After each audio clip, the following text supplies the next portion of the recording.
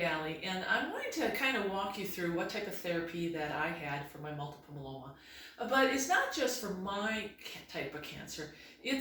When they bring people here, with breast cancer, prostate cancer, all different types of cancers, but also anybody who needs their immune system boost. People who have rheumatoid arthritis, people who have jointed inflammation, people who are suffering from GI symptoms, chronic fatigue syndrome, uh, fever bath. Hydrotherapy has been around for a long, long time. And the unfortunate thing about hydrotherapy is we don't see it anymore because it's very labor intense, which costs the hospitals money. So it's not that they advanced from hydrotherapy in modern medicine. No, it's that the pharmaceuticals came on board and cost too much money. Hydrotherapy has always been effective, and it started but it started over in Austria, I believe, with a peasant by the name of Pritzel, I think. And he just noticed that there was a deer that was an injured leg that kept going to the water, and within a week, he noticed that the limb was healed. So he decided to experiment on himself. And he started experimenting with little things. He did wet wraps on his cut finger. He was felling a tree and he broke his ribs. But he had some serious injuries. I guess he actually got run over or fell off of a cart. And they really thought he was going to die. The doctor said, there's nothing we can do. And he's like, you know what, I'm going to do wet wraps. I'm going to do hydrotherapy. And he actually survived. And and not only did he survive, but he healed. So he started doing it with people in the village. Word got out, and then pretty soon he was invited to see the king. And then one thing led to another. Now hydrotherapy then exploded through Europe, and it came over to the United States. And there was a man by the name of Kellogg who's very famous when it comes to hydrotherapy. And it just developed into more than just wet wraps. The hot and the cold, the friction, the inducing of the fever. And then the research began, and now we know that when you induce a fever, what happens is it actually kills the cancer cells. Cancer cells, they hate heat, and what happens is your immune system then wakes up. Your T cells, your monocytes, your phagocytes, your macrophages, they all become engaged because there's a fever, which is good. And when you induce that fever, that cancer cells, they hate that heat, and then the immune system kicks in, and it's a perfect combination to destroy cancer. And it's a perfect combination just to boost your immune system with any autoimmune disease, and like I've said, these other comorbidities. So let me walk you through some of the things that they did for me here at Eden Valley and why. Some of these therapies you can do at home. If you go to my Patreon channel, I actually have been walking people through how to do hydrotherapy at home. And especially during this corona, you should be doing hydrotherapy to build your immune system. So when they got me in here, they start off at a very high temperature, 113 degrees. Yes, and we do it Sunday through Thursday. So there's no breaks in between. And they want you up to a temperature of at least 104. And when you get there, they want at least 3 readings. Now, when you're done, what they do is a cold friction rub. They take mitts and they put their hands in this cold water and they rub you down. And what that does then is it closes up the pores, but it also recirculates the white blood cells. The other therapy that they have here is called the Russian steam bath.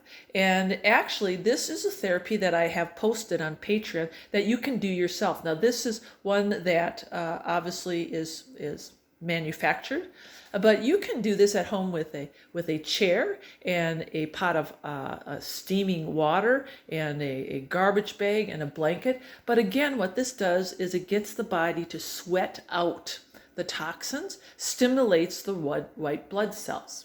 So they have a lot of great hydrotherapy here.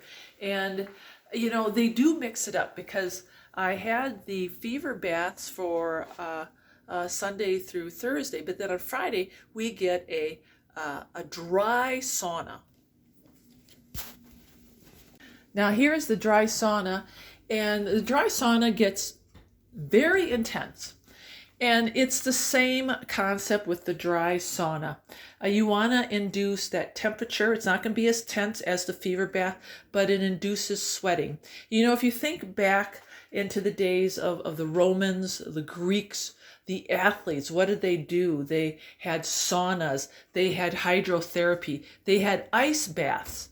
And all of this was to strengthen the athletes, and it was good for their recovery time. You know, even football players today still use ice baths and hydrotherapy. So it is a proven technique for so many different things. And coming here to Colorado, I tell you, I've been very impressed with all the different therapies that they have. And again, a lot of these therapies you can actually do at home. So, you know, don't think that you have to come to a lifestyle center. I mean, if you have the resources and you pray about it, and you know, God always opens windows. I mean, He always opens windows. Trust me. I ended up coming here, and it wasn't by accident. It was God's divine providence in my life. But just remember the power of water, the power of hydrotherapy. Do some research yourself. I am really surprised that at a lot of bigger cities that there are facilities that do have some hydrotherapy. And they also have the hyperbaric oxygen chamber. And now that's another therapy that I did while I was here. And it is very effective because what happens is after you induce a fever and you have all these damaged cancer cells, oxygen is detrimental to cancer cells. They like an anaerobic environment. So when you flood the body after a fever bath with oxygen, cancer cells don't have anywhere to go. And thus it helps mop all that up. All right.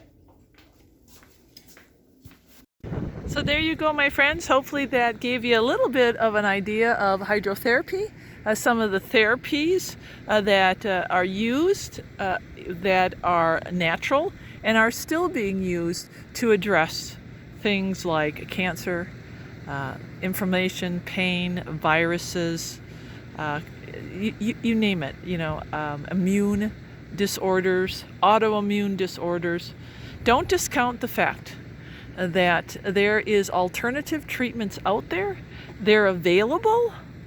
And again, some of these things you can definitely do at home.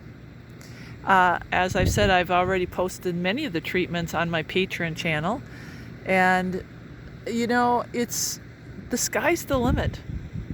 You don't have to be prescribed a prescription of, you know, I hate to say it, but a prescription of gloom and doom, because sometimes it's what seems that is prescribed us is like no hope. I have to do it this way. I have to listen to the doctor. I have to do what he says. You know, I have no choice. You know what, my friends? You have a choice, because God gives us a choice. All right, we're ending with a beautiful view. God bless. And thanks for watching. If you have any questions, you let me know in the comment box or email me. I'm more than happy to answer questions.